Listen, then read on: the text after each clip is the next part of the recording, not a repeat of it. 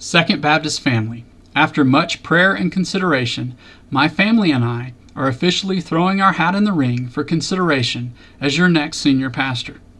I've spoken with Roger and many of the prayer partners, and as I understand it, the process is fairly simple, yet has profound implications. First, candidates and resumes are submitted to the search committee for review and prayerful consideration. Then qualified candidates are brought before you so you can hear them.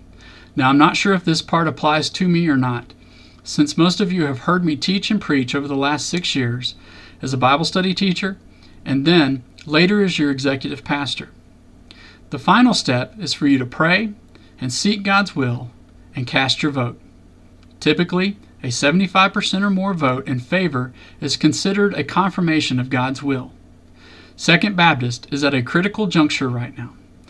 We have a new campus that needs our full-time attention so it can continue to grow and thrive. We also have a main campus that also needs our full-time attention so that it too can grow and thrive.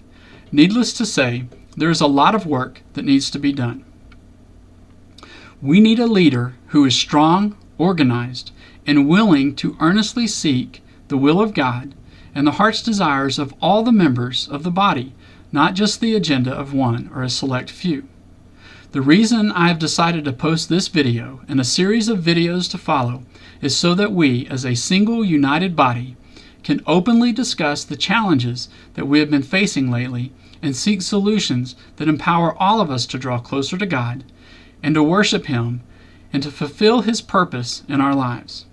There is no doubt I am not the perfect candidate for the job. No one is. We all have strengths and weaknesses. But here's the truth of it. It really has little to do with me. When you look back at the men God used in the Bible to do great things, they all have 3 things in common. First, God prepared them beforehand. Second, He called them. And third, none of them could do what God asked them to do without His miraculous and divine power. This is the only formula that allows God to get the glory. Folks, God has been preparing me in a mind-blowing way.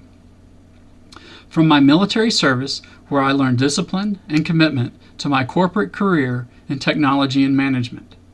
Then He brought me back to you here at Second, where I have served closely with Tom and Roland for many years, and eventually stepped up to serve as your executive pastor when Tom left.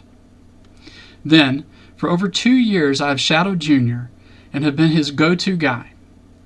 God has clearly been working and preparing me. And He has called me. For years, many of you have heard me say over and over, the only thing I have ever really desired since I surrendered to preach when I was 14 years old was to pastor you. God called me to the ministry right here at Second Baptist almost 20 years ago, and He has been working in His time ever since. That leaves the final point. I cannot do this job without God. I have my strengths, and I have weaknesses, but God has no weaknesses. And He has a will for me, you, and Second Baptist.